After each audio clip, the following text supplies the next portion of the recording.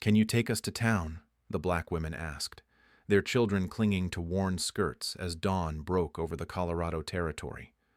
The weathered rancher studied their determined faces and nodded slowly. "Only if you promise to marry me." Townspeople whisper about the two women, calling them charity cases, displaced souls destined for kitchen work or worse, their assumed fate, grateful acceptance of whatever scraps white society offers.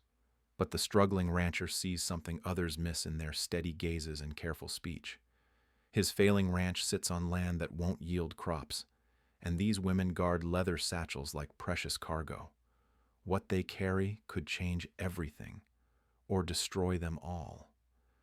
Can their unlikely alliance survive what's hidden in those carefully protected documents? Before we continue, comment where you are tuning in from. Perhaps we will publish a story there. The Colorado Territory stretched endlessly under the pale morning sky, its promise of prosperity nothing but dust and broken dreams for Jake Morrison. His ranch house sagged like his hopes, another failed harvest rotting in fields that refused to cooperate. The soil here was all wrong, too sandy in some places, too rocky in others. 3 years of backbreaking work had yielded nothing but debt and sleepless nights. Jake chopped firewood behind the barn when he spotted them. 2 women walked along the property line, their children trailing close behind. Their dresses had seen better days, but someone had mended them with care. The women carried themselves with a dignity that made Jake pause mid-swing. The taller woman approached first. Her dark skin caught the morning light, and her eyes held intelligence that surprised him. The second woman stayed protectively near the children, a boy of perhaps 10 and a girl no more than 8.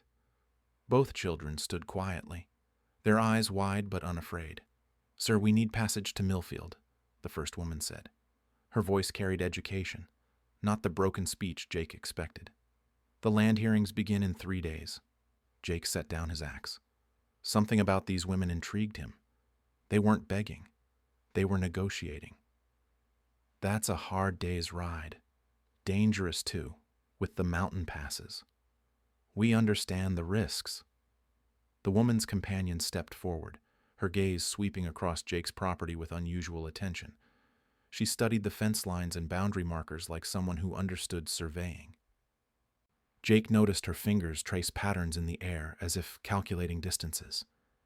"We can pay," the first woman continued, reaching for a small cloth purse. Jake waved her off. "Keep your money." He looked at the children, who watched him with careful politeness. "But I got one condition." The women exchanged glances. Jake grinned, surprising himself with his boldness. "Only if you promise to marry me." The children giggled softly. The first woman smiled, the tension breaking slightly. "That's quite a proposal, Mr. Morrison, Jake Morrison. I'm Esther Washington. This is Ruth Coleman and her children, Samuel and Mary." Jake tipped his hat. "Pleased to meet you all." By afternoon, word had spread to Jake's neighbors. Tom Bradley rode over first, his curiosity poorly disguised as concern.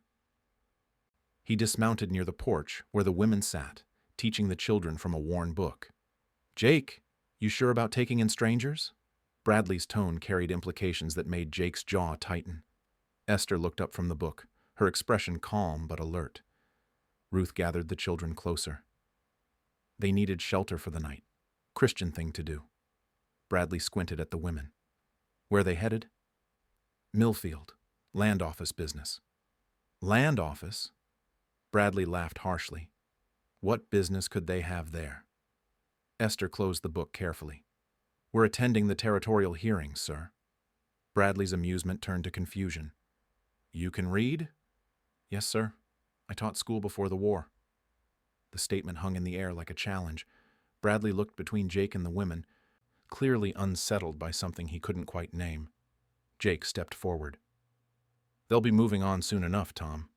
Bradley remounted reluctantly. "Just watch yourself, Jake. Times are changing, but not that fast." After Bradley left, Jake found Esther and Ruth discussing his property boundaries with startling accuracy. They pointed toward distant landmarks, their conversation filled with surveying terminology that made his head spin. "You ladies know about land measurement?" Ruth looked up. My late husband's father taught me some things. He worked for the Territorial Survey Office during the war. Surveyor, huh? That's skilled work. Papa was very precise, young Samuel added proudly. He drew maps of everything. Jake studied Ruth's face. Something flickered there. Knowledge held back. These women carried secrets, he realized. Important ones. That evening, Jake shared his simple dinner with his unexpected guests. The children helped Ruth prepare cornbread, while Esther examined Jake's land documents with professional interest. She read faster than Jake ever could, her finger tracing legal language with ease. Your deed has some interesting boundaries listed, she commented carefully. Yeah? How so? The original survey markers reference points that seem older than your claim date. Jake frowned. What's that mean? Esther exchanged a meaningful look with Ruth. Probably nothing, just curiosity. But Jake caught the hesitation. These women knew something about his land, something they weren't ready to share. The leather satchels they guarded so carefully seemed heavier with unspoken significance. Ruth tucked the children into makeshift beds on Jake's floor. They whispered quiet prayers, thanking God for safety and asking for guidance in the days ahead. Jake pretended not to listen, but their words stirred something protective in his chest. Later, as the fire died down, Jake watched Esther study his legal papers by lamplight. Her concentration was absolute, her understanding clearly superior to his own. This woman was no charity case. Neither was Ruth, whose surveying knowledge exceeded most men he knew. The territorial hearings in Millfield would determine land redistribution throughout the region. Hundreds of claims would be reviewed, boundaries redrawn, ownership transferred or confirmed. Jake assumed his guests were seeking work or assistance from the territorial government. But watching Esther's careful examination of his deed, seeing Ruth's expert assessment of his property lines, Jake began to suspect their true purpose ran much deeper. The weight of their satchels, the precision of their knowledge, the urgency in their voices when they spoke of reaching Millfield. Whatever brought these women to his door, whatever secrets they carried in those carefully guarded bags, Jake sensed his own fate had become entangled with theirs in ways he couldn't yet understand. The morning sun climbed higher as Jake hitched his wagon for the journey to Millfield. Esther and Ruth loaded their precious satchels with reverent care, each bag handled like it contained gold. The children climbed aboard eagerly, their excitement barely contained. The mountain road twisted through pine forests and rocky outcroppings. Jake guided his horses carefully while Ruth pointed out natural landmarks with surveyor precision. She knew these mountains better than most locals, her knowledge extending far beyond casual observation. That ridge there marks the old territorial boundary, Ruth mentioned, gesturing toward distant peaks. Jake squinted. How do you know that? Family history. My husband's father mapped this entire region during the war. Esther shifted in her seat, one hand protective over her satchel.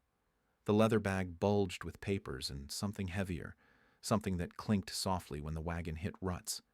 Jake's curiosity grew with every mile. They stopped at Widow's Creek to water the horses. The children played near the stream while the adults rested in the shade. Esther opened her satchel to check its contents, and Jake glimpsed official-looking documents with government seals. Something metallic glinted beneath the papers. Those look important, Jake observed casually. Esther closed the bag quickly. Family papers, birth certificates, marriage records. But Jake had seen enough to know she was deflecting. Those weren't simple family documents. The papers looked legal, official, stamped with territorial seals that meant government business. Real government business. Ruth joined Esther by the water, their conversation hushed but intense. Jake caught fragments about measurements, acre counts, and legal descriptions. These women spoke like they understood land law better than most lawyers. Young Samuel approached Jake with a smooth river stone. Papa says these rocks tell stories about who was here first. Your papa sounds wise. He died last winter, but Mama still remembers everything he taught her about the land. Jake studied Ruth with new understanding. A widow raising children alone, carrying her late husband's knowledge like a sacred trust. That explained her fierce protection of the satchels and her precise understanding of territorial boundaries. The wagon rolled on through the afternoon. Jake found himself stealing glances at Esther, whose quiet strength impressed him more with each passing hour. She handled the rough mountain road without complaint, helped Ruth manage the children with natural authority, and spoke with an education that challenged every assumption he'd made about her circumstances. As evening approached, they made camp in a sheltered valley. While Jake tended the horses, Esther and Ruth spread surveying tools from their satchels across a flat rock. A compass, measuring chains, and detailed hand-drawn maps emerged into the fading light. Jake's breath caught. These weren't random travelers seeking charity. These women possessed professional surveying equipment and maps that looked older than the territory itself. The implications hit him like a physical blow. "Those maps show this area," Jake said quietly. Ruth looked up, weighing her response. "Yes, they do." "From when?" 1862, before most current settlers arrived. Esther joined Ruth at their makeshift workspace. The maps showed property boundaries, water rights, and claim markers drawn with meticulous detail. Jake recognized his own land among the carefully plotted sections. "My property's marked on there." "Yes," Esther said simply. "Under whose name?" Esther's finger traced the boundary lines of Jake's struggling ranch. The name, written in faded ink, made Jake's world shift beneath his feet. Washington. Jeremiah Washington. My father. The silence stretched between them like a held breath. Jake stared at the map, then at Esther, understanding flooding through him with devastating clarity. His ranch, his failing crops, his mounting debts, everything he'd worked for, sat on land that legally belonged to the woman beside him. "Your father homesteaded my property?" "In 1862. He filed proper claims, paid fees, met residency requirements, everything legal and documented." Ruth unrolled additional maps showing dozens of similar claims throughout the territory. Black families had homesteaded prime land during the war, their ownership properly recorded and witnessed. Jake's neighbors, the whole surrounding community, occupied properties that had been legally claimed by others decades earlier. What happened to the original owners? Some died in the war. Others were driven off when new settlers arrived claiming the land was unclaimed. The territorial office lost records, or said they did. Claims disappeared from official files. Jake felt sick. "My deed shows no previous ownership." "Because someone made sure it wouldn't," Esther said without bitterness. New surveys were filed over old ones. New claims registered where valid ones already existed. The children played near the campfire, unaware their mothers had just upended Jake's entire understanding of his life. Samuel drew patterns in the dirt with a stick, recreating the surveying techniques his grandfather had taught him through family stories. Mary hummed softly while arranging stones in precise geometric patterns. "You're going to Millfield to reclaim your father's land. We're going to present evidence at the territorial hearings. Let legal authorities decide what justice looks like." Jake stared into the fire, his mind reeling. The marriage proposal he'd made in jest now carried weight he hadn't imagined. Under territorial law, marriage would strengthen Esther's claim and provide legal protection for both families. But more than legal strategy, Jake felt genuine respect growing into something deeper. The whole territory's built on stolen land. Not stolen, forgotten, erased. There's a difference. Ruth packed the maps carefully. "We're not trying to hurt innocent people. We want recognition, documentation, maybe partnership with current residents who've improved the properties in good faith. Like me. Like you."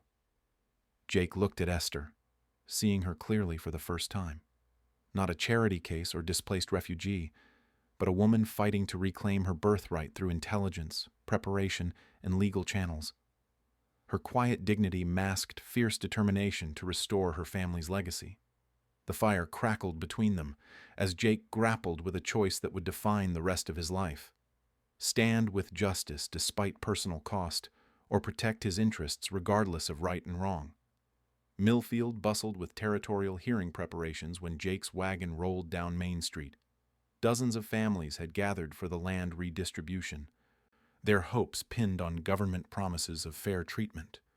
Esther and Ruth clutched their satchels tighter as curious eyes followed their passage through town. The land office occupied a sturdy brick building near the courthouse. Jake helped the women down from the wagon while children pressed close to their mothers. Inside, territorial clerks shuffled through stacks of claims and deeds with bureaucratic indifference. "We need to register for the hearings," Esther told the clerk behind the counter. The man barely looked up. "Name and current residence." "Esther Washington. I'm presenting evidence of my father's original homestead claim from 1862. Now the clerk raised his eyes. He studied Esther with undisguised skepticism before flipping through record books with exaggerated thoroughness. "No Washington claims on file, nothing from 62 in this district." Ruth stepped forward. "The original surveys were filed with the territorial office. My father-in-law assisted with the documentation." "Lady, if it's not in our books, it doesn't exist. Maybe you're confused about dates or locations." Esther placed her satchel on the counter. "I have the original documents. Survey maps, claim certificates, payment records." The clerk's dismissive attitude shifted to nervous attention as Esther produced papers with official territorial seals. His hands shook slightly as he examined documents that clearly predated current land records. "These will need verification. Could take weeks. The hearings begin tomorrow. Then you'll have to wait for the next session." Jake watched anger flash in Esther's eyes before she controlled it. Her composure under pressure impressed him more than any display of emotion could have. Ruth placed a calming hand on her friend's arm. "We'll wait," Esther said quietly. Outside the land office, a well-dressed man approached their group. His expensive suit and confident manner marked him as someone with money and influence. He tipped his hat with theatrical politeness. "Ladies, I couldn't help overhearing your discussion inside.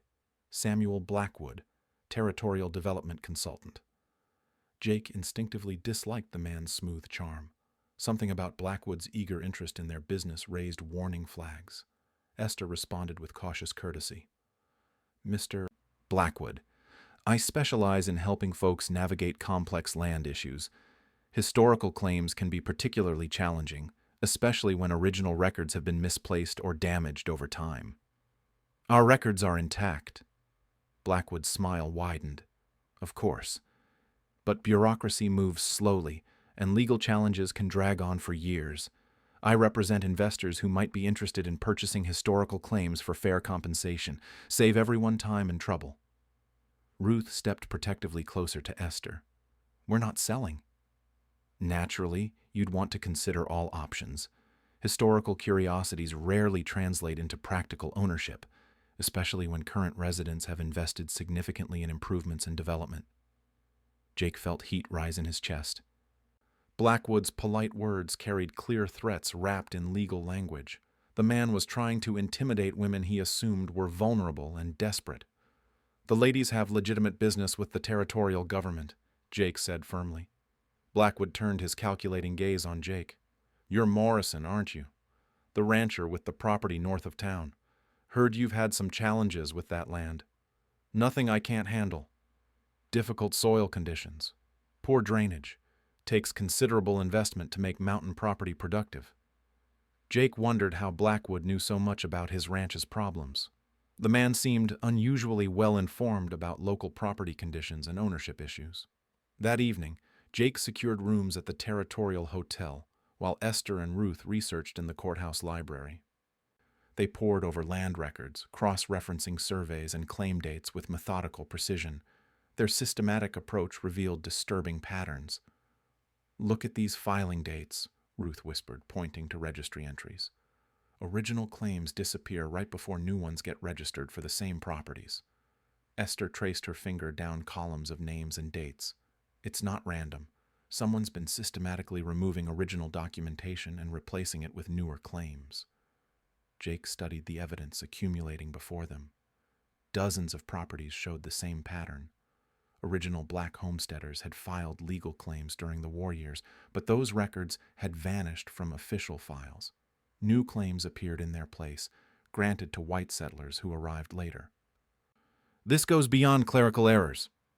It's organized, deliberate. Someone with access to territorial records has been erasing legal claims and substituting fraudulent ones. Young Samuel looked up from his drawing pad where he'd been sketching courthouse architecture. "Mama, why would people steal papers?" Ruth smoothed her son's hair. "Because papers prove who owns what. Without papers, people can pretend things belong to them when they don't." The next morning brought Judge Catherine Mills to Millfield. Her arrival stirred excitement throughout town as families prepared to present their cases. Jake watched Esther and Ruth organize their evidence with professional competence that impressed even courthouse clerks. Blackwood reappeared as they prepared for the first day of hearings. His friendly demeanor had hardened into something more predatory. Two associates flanked him, men whose presence suggested business conducted outside legal channels. "Ladies, I trust you've reconsidered my offer. These proceedings can become quite complicated for those without proper legal representation." Esther met his gaze steadily. "We're prepared to present our case. Historical documents can be challenged on many grounds: age, authenticity, chain of custody. Expensive experts might be required to validate questionable claims. Our documentation is authentic." Blackwood's smile never wavered, but his eyes grew cold. "I certainly hope so. Fraud charges carry serious consequences in territorial court, particularly for those without established community standing." Jake stepped between Blackwood and the women. "I think you've said enough. Just offering friendly advice, Morrison. Wouldn't want anyone to make costly mistakes." As Blackwood departed, Jake realized they were facing more than bureaucratic indifference. Someone with significant resources was working to prevent Esther and Ruth from presenting their evidence. The systematic erasure of land records, Blackwood's knowledge of specific properties, his threats disguised as concern, all pointed to organized fraud operating at the highest levels of territorial government. Judge Mills called the court to order as families filed into the courthouse. Esther gripped her satchel with quiet determination, while Ruth whispered encouragement to her children. Jake positioned himself beside them. His decision made. Whatever came next, they would face it together. Judge Catherine Mills studied the packed courthouse with sharp intelligence that missed nothing. Her reputation for fairness had drawn families from across the territory, but Jake sensed she carried additional purpose beyond standard land hearings. Her careful attention to documentation suggested deeper investigation. Esther presented her father's original homestead papers with quiet authority.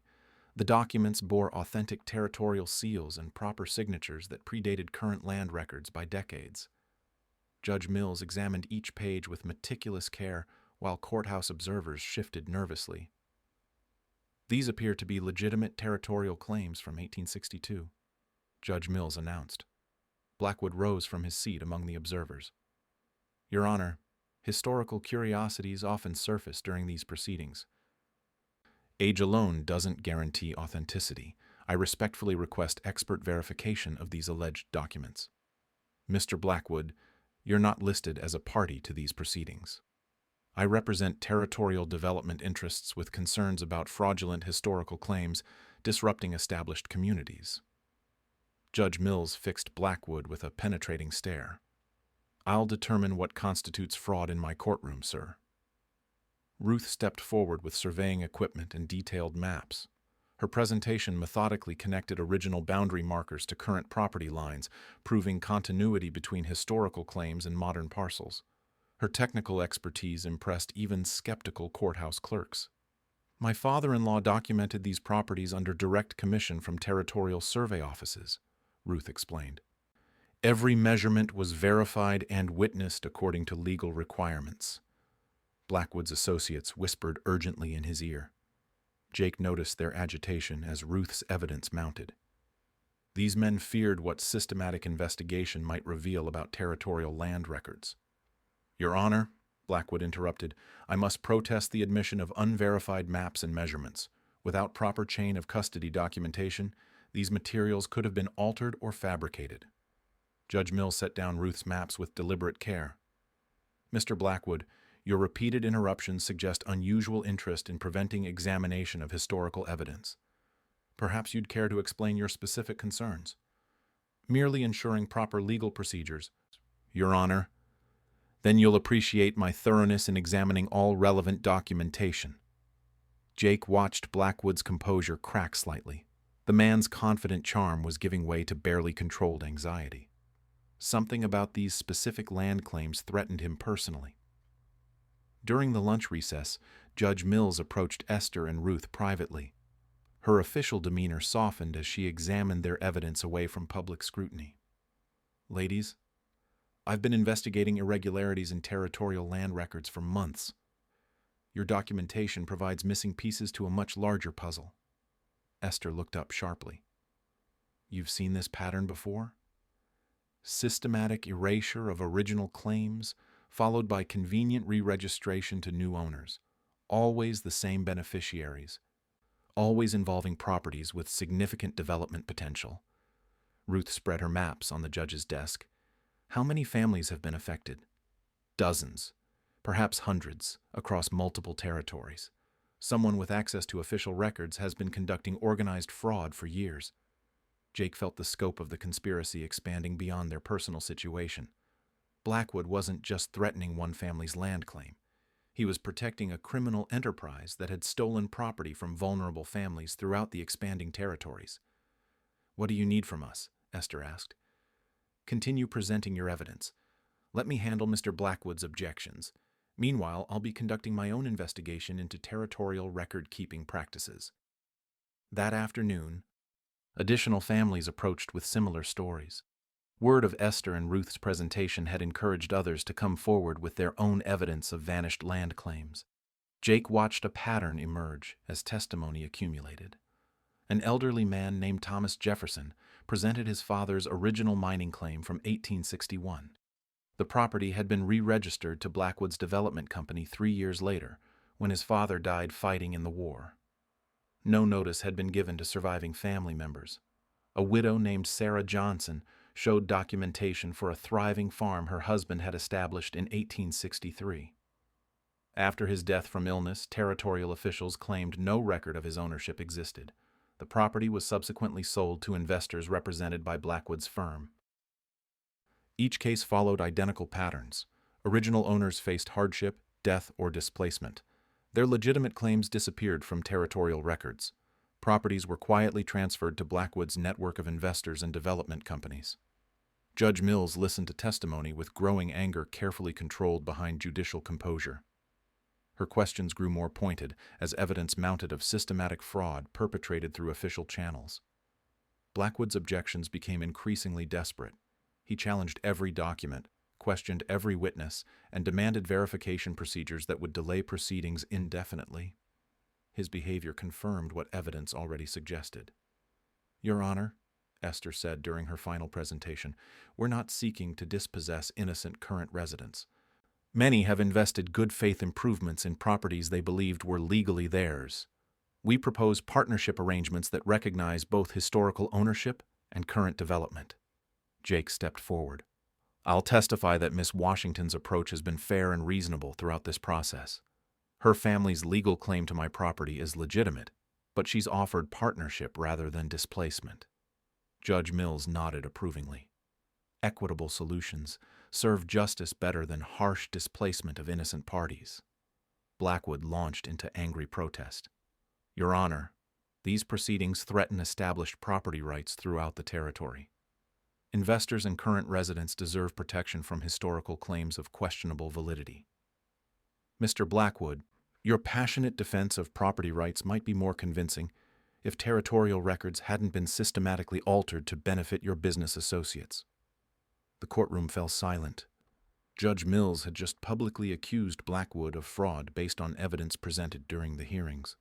Jake watched color drain from Blackwood's face as his carefully constructed facade crumbled. I have preliminary evidence suggesting organized manipulation of territorial land records. This court will investigate these irregularities thoroughly while continuing to hear legitimate historical claims. Blackwood gathered his associates and departed hastily. Jake sensed the man's desperation would make him dangerous. Cornered criminals rarely surrendered without fighting, and Blackwood had significant resources at his disposal. Evening brought anonymous messages slipped under hotel room doors. Someone warned Jake and the women to abandon their claims and leave Millfield immediately. The threats were subtle but clear. Esther studied the warning with calm resolve. "They're afraid we'll succeed." "Are we in danger?" Ruth asked quietly. Judge Mills appeared at their hotel door with official escort. "Ladies, gentlemen, I believe temporary protective custody might be wise.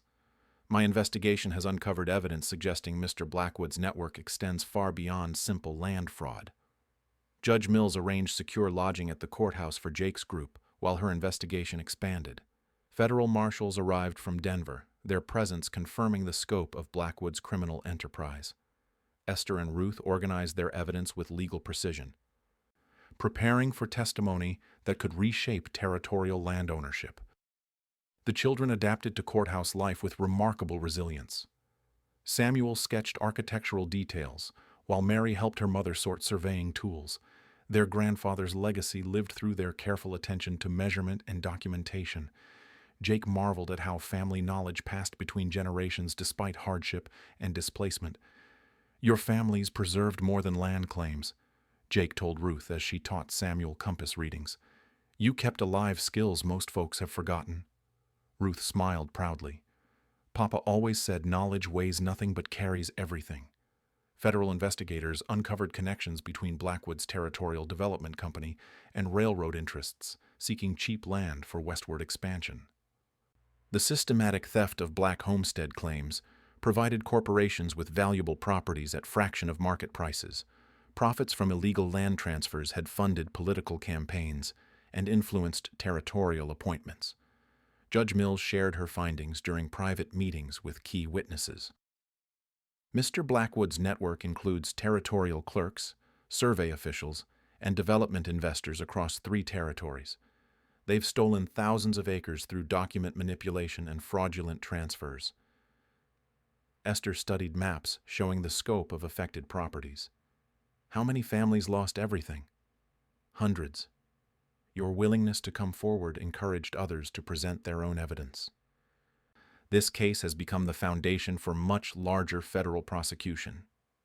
Jake realized their journey to Millfield had triggered something far beyond personal land recovery. Esther and Ruth's careful documentation had exposed criminal conspiracy reaching the highest levels of territorial government. Their courage in confronting injustice would help restore property to families across the expanding frontier. Local officials pressured Judge Mills to dismiss historical claims and protect current landowners from displacement. Territorial Governor's Office sent representatives arguing that recognizing original black homestead claims would destabilize the entire regional economy. Judge Mills responded with judicial independence that impressed federal investigators. "Legal ownership transcends political convenience," she declared during public hearings. "This court will not sacrifice justice to protect fraudulent property transfers." Blackwood's associates attempted financial intimidation, offering substantial compensation to Jake if he would withdraw support for Esther's claim. They promised clear title to his ranch plus additional acreage if he testified against the authenticity of historical documents. Jake declined without hesitation. "Some things aren't for sale." The bribery attempt provided additional evidence of criminal conspiracy. Federal marshals documented every improper contact while building cases against territorial officials who had participated in systematic fraud. Esther and Jake's relationship deepened beyond legal convenience as they planned their shared future. Their evening conversations revealed compatible values and mutual respect that transcended their different backgrounds. Romance grew naturally from partnership in pursuit of justice. "I never expected to find someone who understood why this matters so much," Esther confided during quiet moments between legal preparations. Jake squeezed her hand gently. "Your father's claim isn't just about land. It's about proving his life had meaning, that his work mattered." "Yes, and you understand that." Their marriage ceremony took place in the courthouse with Judge Mills officiating. Ruth and the children served as witnesses, while federal marshals provided security. The simple service carried weight beyond legal strategy, representing genuine commitment between two people who had found love through shared struggle. Legal documentation of their marriage strengthened Esther's property claim under territorial law, while providing Jake with moral certainty about his choices. He was fighting for justice alongside the woman he loved, reclaiming land that legally belonged to her family. Community reaction split along predictable lines. Some residents supported fair resolution that recognized both historical ownership and good faith improvements. Others feared economic disruption and property value losses if black families reclaimed ancestral lands. Ruth organized meetings with affected families, proposing partnership arrangements that shared ownership between original claimants and current residents. Her practical solutions impressed Judge Mills and provided models for resolving similar disputes throughout the territory. Nobody benefits from displacement and hardship, Ruth explained to gatherings of concerned settlers. Shared ownership creates stronger communities than continued injustice. Young Samuel presented maps he had drawn, showing how property partnerships could benefit everyone involved. His clear explanations helped adults understand complex legal arrangements through visual demonstration. Mary organized courthouse documents with efficiency that amazed federal clerks. Blackwood made desperate attempts to discredit key witnesses through personal attacks and financial pressure. His associates spread rumors about document forgery and questioned the mental competence of black families claiming historical property rights. Judge Mills responded by ordering protection for all witnesses and expanding investigation into witness intimidation. Federal prosecutors arrived from Washington to coordinate with territorial investigators. The case had attracted national attention as test of whether post-war legal reforms would protect black property rights in Western territories. Political pressure mounted from both supporters and opponents of racial equality. Esther testified with compelling authority about her father's homesteading experience and the systematic erasure of his legal claims. Her detailed knowledge of surveying procedures and territorial law impressed federal prosecutors building criminal cases against Blackwood's network. Ruth's technical expertise proved crucial in authenticating historical surveys and connecting original property markers to current boundaries. Her testimony established clear chain of legal ownership that survived bureaucratic manipulation and document destruction. The children's testimony about family oral history provided emotional context for legal arguments. Their innocent recounting of grandfather stories demonstrated how knowledge preservation had enabled current justice efforts. Jake's support for Esther's claim, despite his personal financial interests, provided powerful testimony about moral courage overcoming economic self-interest. Federal prosecutors cited his example when arguing that justice served everyone's long-term interests better than continued fraud. As testimony concluded, Blackwood faced federal charges including conspiracy, fraud, bribery, and civil rights violations. His territorial development empire crumbled as investigators froze assets and arrested associates. Years of systematic theft were finally being addressed through proper legal channels.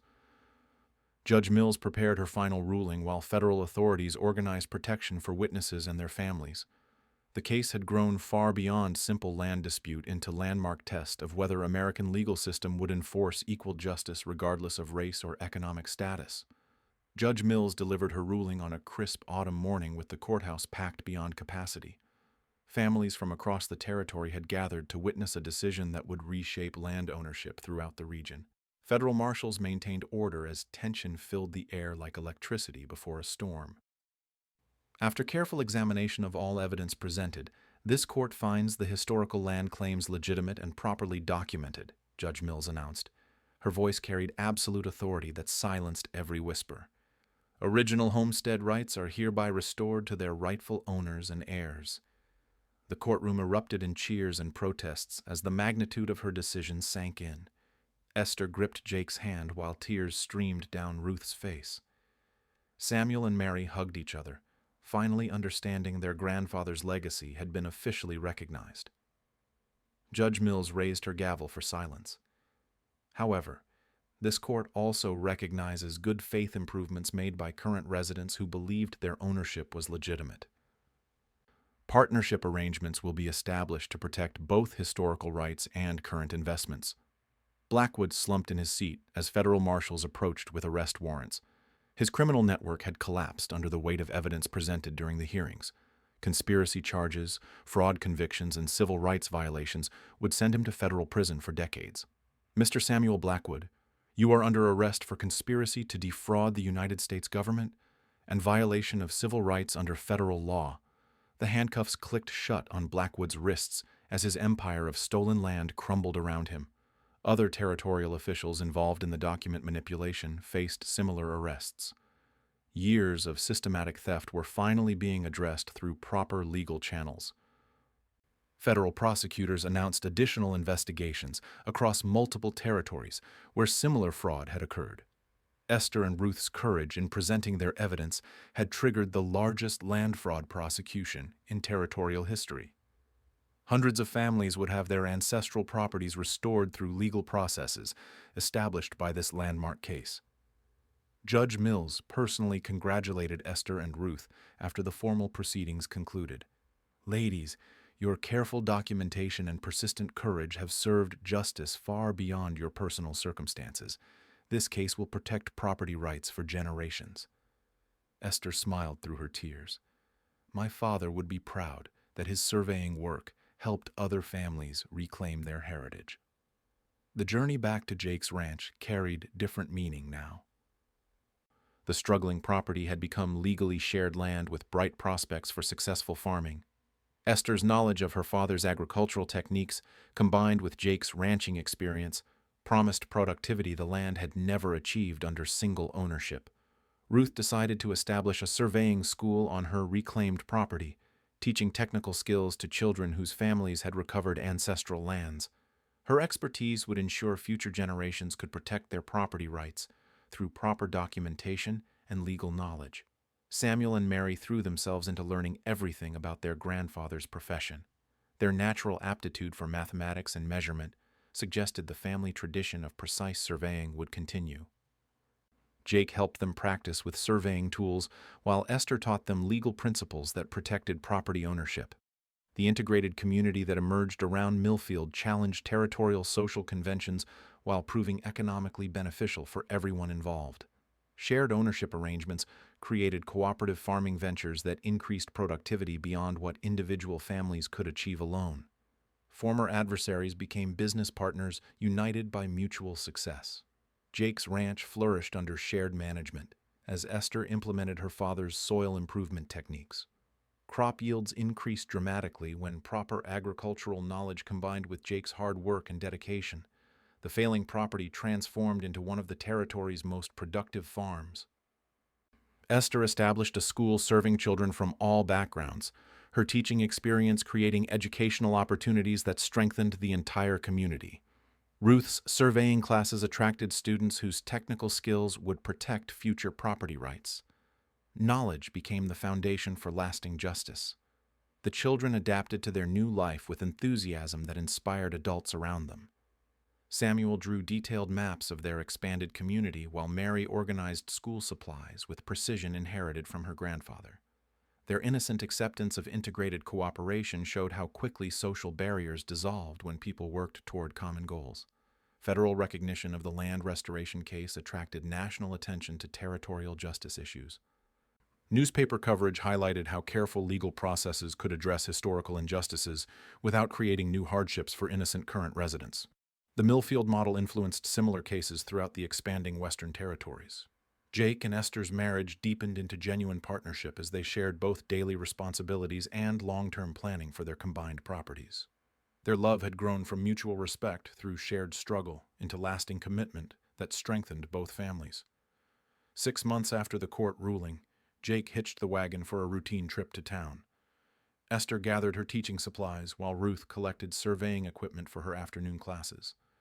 The children climbed aboard eagerly, their laughter filling air once heavy with uncertainty and fear. "Can you take us to town?" Esther asked with a smile that referenced their first meeting while acknowledging how completely their circumstances had changed. Jake grinned as he helped her onto the wagon seat. "Only if you promise to come back home." The familiar exchange carried new meaning now. Home meant legally shared land, established community standing, and mutual prosperity achieved through justice rather than theft. Their journey to town represented routine business rather than desperate flight from poverty and discrimination. The wagon rolled down familiar mountain roads while children pointed out landmarks they now understood through family history and legal documentation. Samuel identified boundary markers his great-grandfather had established while Mary calculated distances using surveying techniques Ruth had taught her. Millfield welcomed them as established residents and community leaders rather than charity cases seeking assistance. Esther's school had earned respect from families throughout the territory, while Ruth's surveying expertise was sought by government officials planning new settlements. Their story had become local legend that demonstrated how courage, intelligence, and legal persistence could overcome systematic injustice. Other families facing similar challenges sought their advice and support. The case that began with a simple request for transportation had transformed territorial approaches to property rights and racial equality.